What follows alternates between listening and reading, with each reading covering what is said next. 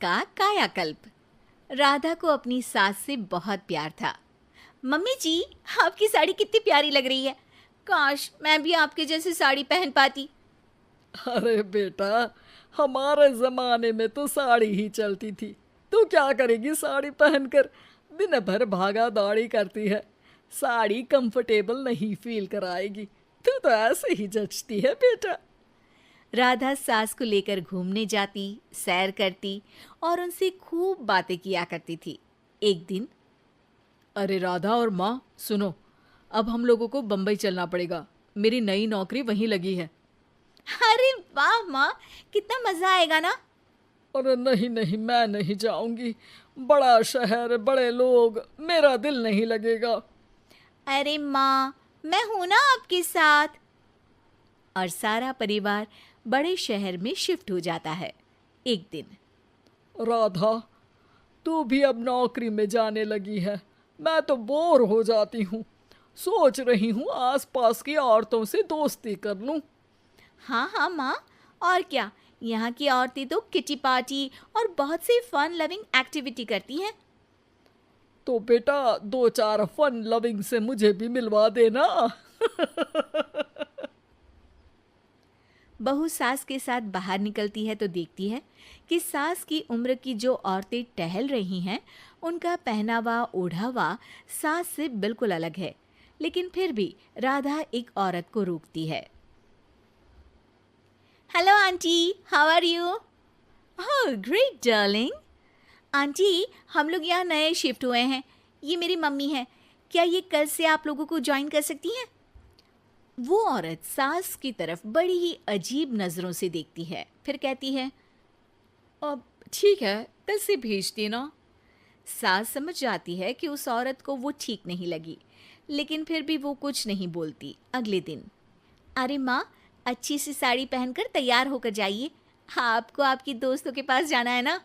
और नहीं नहीं, मैं सोच रही हूँ घर पर बैठकर टीवी देखूं। वैसे भी रामायण का नया एपिसोड आएगा। नहीं माँ, आप जाओ ना, लोगों से मिलो, बात करो, अच्छा लगेगा। ना चाहते हुए भी सास उन लोगों के पास जाती है, लेकिन सभी सास से बुरा व्यवहार करते हैं। सास मुंह लटकाकर घर आ जाती है। बहू समझ जाती है कि सास को कुछ हुआ है। वो रोज सास को पार्क में भेजती, लेकिन सास रोज मुंह लटकाकर वापस आ जाती। क्या हुआ माँ, आप बाहर जाकर खुश नहीं होती हैं? अरे बेटा, खुश तो हूँ लेकिन लेकिन क्या माँ, आपको तो लोगों से मिलना, बातें करना अच्छा लगता था। मैं देख रही हूँ कि आजकल आप बाहर से आती हैं तो परेशान सी दिखती हैं। सास कुछ नहीं कहती, अपने कमरे में चली जाती है। अगले दिन राधा चुपके से सास के पीछे पार्क में जाती है। हेलो, कैसे हैं आप लोग? एक औरत मुंह बनाकर साइड हो जाती है।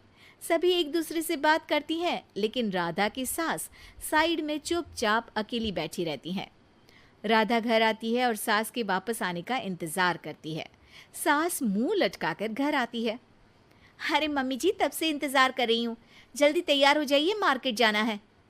राधा सास को लेकर बाजार जाती है और उन्हें कुछ मॉडर्न कपड़े दिलाती है। अगले दिन सास उन कपड़ों को पहनकर पार्क में जाती है। Oh my God, you are looking gorgeous. Beautiful top, कहाँ से लिया? हे, मेरे घर में कल किटी है, तुम जरूर आना। अजीब औरतें हो तुम लोग। मैं रोज आती थी तब तो तुम लोग सीधे मुंह बात भी नहीं करती थी। आज इन कपड़ों को देखकर तुम मुझे घर बुला रही हो। लेकिन सुनो, अब मुझे तुम लोगों से कोई बात नहीं करनी और ना ही दोस्ती करनी है। अरे तुम तो बुरा मान गई। वैसे दोस्ती नहीं करनी थी तो ये कायाकल्प क्यों किया? ये मेरी बहू ने किया है।